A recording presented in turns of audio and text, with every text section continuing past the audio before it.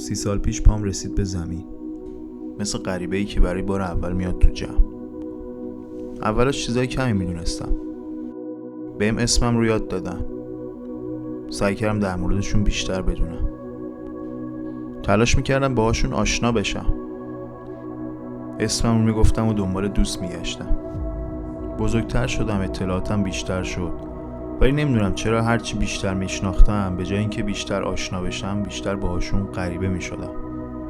به راهم ادامه دادم و هرچی فهمم بیشتر میشد بیشتر نمیفهمیدمشون. نمیفهمیدم چرا انجام دادن کارهای خوب اینقدر براشون سخته، یا قبول کردن کاری که اشتباهه براشون سخت‌تر.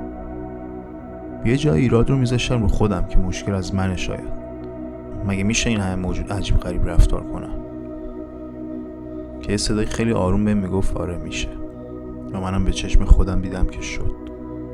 بعضی وقتا اینقدر عجیب غریب میشن که خوب بودن احمقانه و اشتباه میشه، و به قول اون دوستمون که میگفت باستاب نداره.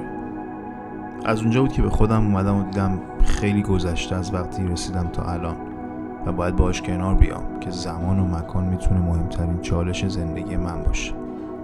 و بازم برمیگردم به این اصل که خیلی مهمه کی کجا باشی. مثل این ماهی که از دریا اومده باشه تو آکواریوم، میل به بیشتر دونستن، میل به آرامش، وسعت دریا و شاید میل به هستی ابدی. دارم تلاش میکنم این آکواریوم رو قشنگش کنم. اگه بخوام تو مسیر ماهیای دیگه برم میدونم تهش به عمق نمیرسم و نهایتش اینه که یکی دو بار آفتابو ببینم، اما اگه تو عمق باشم همه چی آرومه. یه وقتایی میگم ما آدما داریم اشتباه زندگی میکنیم، یه صدایی بهم میگه اشتباه از نظر کی؟ اما واقعا هر طرفش رو نگاه میکنم میبینم این کاری که داریم انجام میدیم مفهومی از زندگی توش نیست، فقط عادت انگار. راستی از ارتعاش چی میدونی؟ از اون موجایی که از قلبت میزنه بیرون میره سمت طبیعت و آدمای دیگه. خوباشو بفرست ببینم چی داری پشت اون حفاظ زینت. اونا فکر میکردن بزرگ شدن یعنی پیرن پوشیدن، جدی بودن، جوابای کوتاه دادن، اخم کردن. به هم میگفتن یکم سنگین باش، بزرگ شدی. هر کی زیاد خوشحال بود بهش میگفتن دیوونه، انگار اگه خوشحال باشی بچه‌ای و اگه بچه باشی عیب داره، نباید بچه باشی. بچه بودن رو عیب میدونستن. عجیب بودن، خیلی عجیب. تازه بعضیشون بد اخلاق بودن و یکی از عنصرهای جذابیت میدونستن. یا مثلا مهربونی رو حماقت، میگفتن احمق نباش، انقدر مهربونی نکن. خلاصه باید به عنوان نمونه روشون تحقیقات زیادی انجام بدم.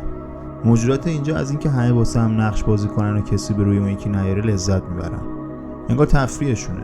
شاید به خاطر همینه که بیشتر وقت دارن همین کارو میکنن.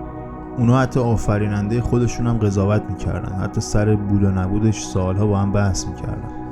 در مورد زمان نظریه‌ای متفاوتی میدادن. یه سریا میگفتن توهمه، یه سریا فکر میکردن نامحدوده و تا نداره. هر جور دوست داشتن رفتار میکردن. صبح که پا میشدن کلی برچسب میگرفتن تو دستشون، به هر کی هر کدوم از این برچسب رو دوست داشتن میچسبوندن. یه جمله معروف هم داشتن، هی به هم میگفتن کسی رو از رو ظاهر قضاوت نکن، یه همچین چیزایی. نفهمیدم چرا، ولی خیلی کاربرد داشت بینشون. هرچی میرم جلوتر خیلی عجیبتر میشه. بعضیاشون دورشون رو با بندای نامرئی پیچیده بودن، دست و پا میذارن که یه جوری گرهشو باز کنن، ولی فراموش کردن که خودشون این گره ها رو زدن. به هم لبخند میذارن ولی قلبشون ناراحت بود. فکر میکردن اول باید با همدیگه دشمن باشن بعد دوست بشن. وقتی به هم میرسیدن اخم میکردن، حاضر بودن خط رو پیشونیشون رو اضافه بکنن ولی خشمشون رو کم نکنن. خلاصه که گارد عجیبی بینشون بود، ریشه‌ش رو نمیدونم از کجا بود. برای گرفتم چیه قضیه بهتون میگم. اینجا بعضی چیزا هر 10 سال یه بار عوض میشد، تا یه جایی شد سال به سال، ولی رفته سرعت تغییرات به حدی زیاد شد که هر روز همه چی عوض میشد. شاید تصویرایی که از کودکی با خودت کشیده بودی هم عوض میشد. باید همیشه آماده میشدی واسه شوک دیگه، یه تغییر دیگه.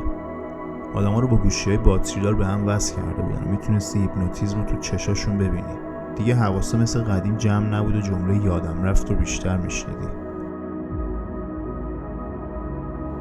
خیلیاشون برای اینکه چطوری به نظر برسن زندگی میکردن، ولی میگفتن حرف مردم واسه شون مهم نیست.